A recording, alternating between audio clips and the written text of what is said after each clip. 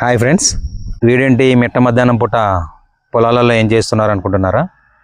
లేదండి, మాకే పొలాలు ఏం లేవు. అయితే ఈరోజు శనివారం కదా, టెంపుల్కి వెళ్దాం చెప్పేసి వెళ్తున్నాను.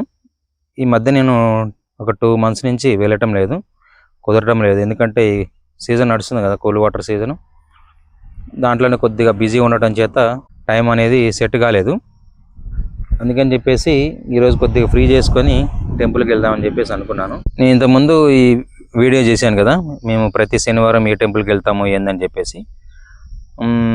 అప్పుడు మేమేందంటే ఏ టెంపుల్కి వెళ్దామని చెప్పేసి వీడియో చేసాం, కానీ ఆ టెంపుల్ యొక్క మన చరిత్ర కానీ విశిష్టత అసలు ఏమీ చెప్పలేదు. నేను ఈ వీడియోలో మొత్తం కవర్ చేస్తాను. నేను ఎక్కడ ఏ ఊర్లో ఉంది, ఏ జిల్లాలో ఉంది అని చెప్పేసి మొత్తం ఈ వీడియో మొత్తం స్కిప్ చేయకుండా మొత్తం చూడండి. పదండి టెంపుల్కి వెళ్దాం.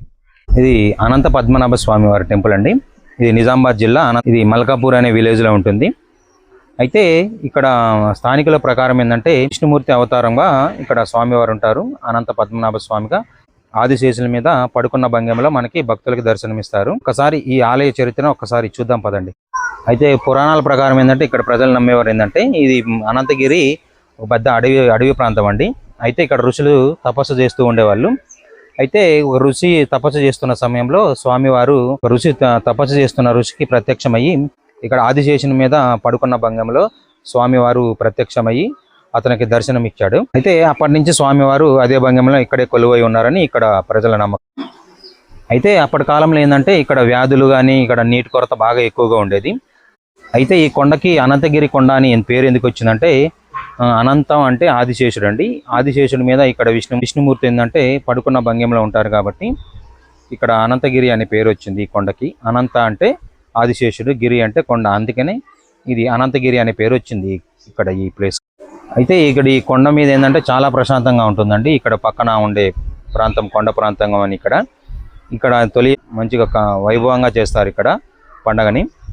అలాగే ఇక్కడ స్వామివారిని నిండు మనసుతో దర్శిస్తే మనకి విద్య కానీ ఆరోగ్యం కానీ ఏ కుటుంబ సమస్యలు లేకుండా చల్లగా చూస్తారని ఒక నమ్మకం అండి ఇక్కడ ప్రజలకి.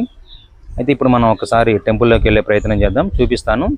ఆ విష్ణుమూర్తి కూడా ఎట్లా ఉంటారంటే, స్వామివారు కూడా ఎట్లా ఉంటారంటే మనకి 2 పెద్ద రాతి బండల మధ్యలో ఒక లోపల స్వరంగ మార్గంలో ఉంటారు. చూపిస్తాను అది కూడా. ఒకసారి టెంపుల్కి వెళ్దాం పదండి. ఇక్కడ ఆంజనేయ స్వామి టెంపుల్ కూడా ఉంది, అది కూడా ఒకసారి దర్శనం చేసుకుని వద్దాం. చూడండి టెంపుల్ మార్గం ఇది. టెంపుల్ ఇదేనండి. అక్కడ వెనకాల మనకి 2 పెద్ద రాళ్ళు కనపడుతున్నాయి కదా, ఆ మధ్యలోనే స్వామివారు ఉంటారు.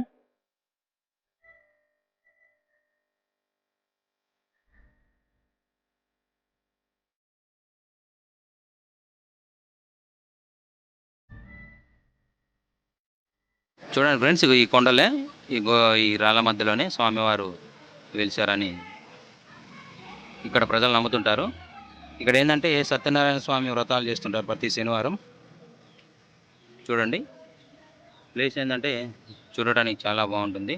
అక్కడ కనపడేది హనుమంతుల వారి టెంపుల్. అక్కడ కూడా వెళ్ళి ఒకసారి దర్శనం చేసుకుందాం కదండి.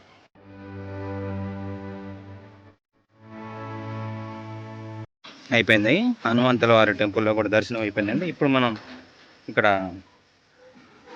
అన్నదాన ప్రసాదం దగ్గరికి వెళ్ళి అన్నదానం చేసి వెళ్ళిపోదాం.